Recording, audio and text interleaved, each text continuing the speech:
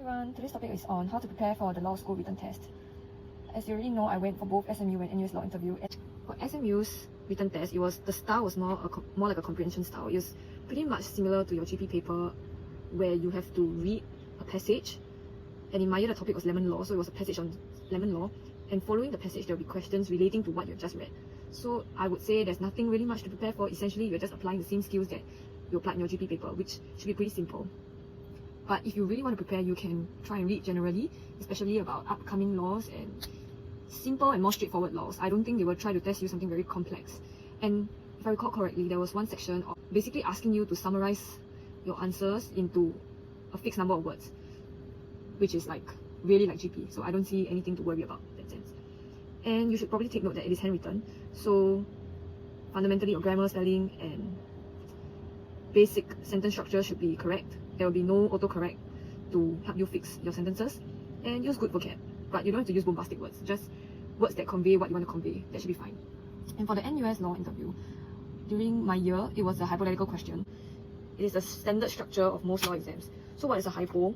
It's usually, they'll give you some facts, and then it's followed by questions. But in the case of the written exam, they provide you with the law, inverted commas, because sometimes they do make up some fake law for the admission test.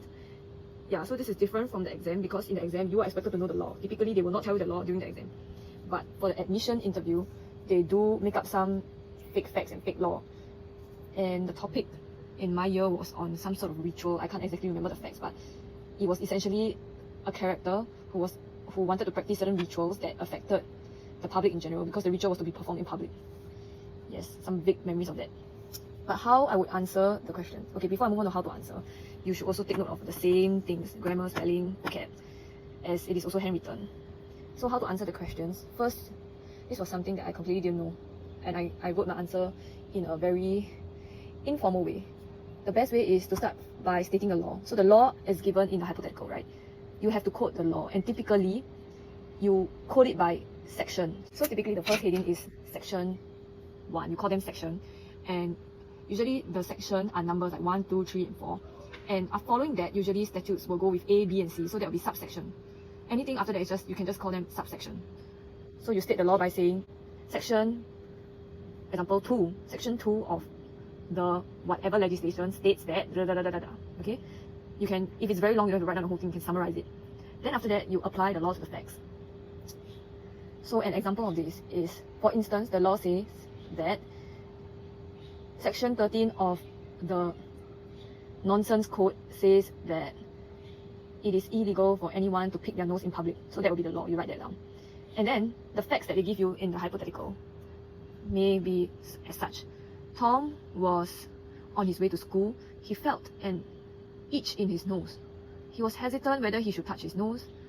He touched his nose, and he realized that there was a housefly on his nose. So he swiped the housefly away. However, the housefly flew into his nose, and he put his finger into his nose and swiped the housefly out of his nose. So these are the facts, right? And how would you apply it? You would say, oh, the law states that picking the nose is illegal, correct?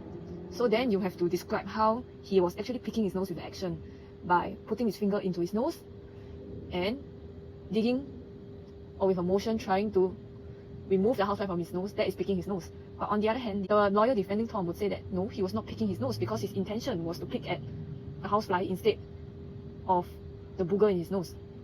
So this is how you apply the law, in that you can state for and against arguments, but then you have to conclude, correct? So you conclude by saying what is more likely to be the case, whether he was really picking the nose or whether he was not picking the nose, and why you conclude one way or the other. Perhaps there is another legislation, or perhaps there is an exception in the law that says that swatting your nose when there's a housefly will not be considered picking of your nose. So then you can conclude, because this exception exists, the conclusion is that Tom did not pick his nose, and he did not do anything that contravenes the law. Okay, I know my example sounds really ridiculous, but I hope that this gives you a sufficient idea of the kind of things that may be tested. Please leave down in the comments below any other questions that you may have, and I'll be more than happy to answer them. Bye!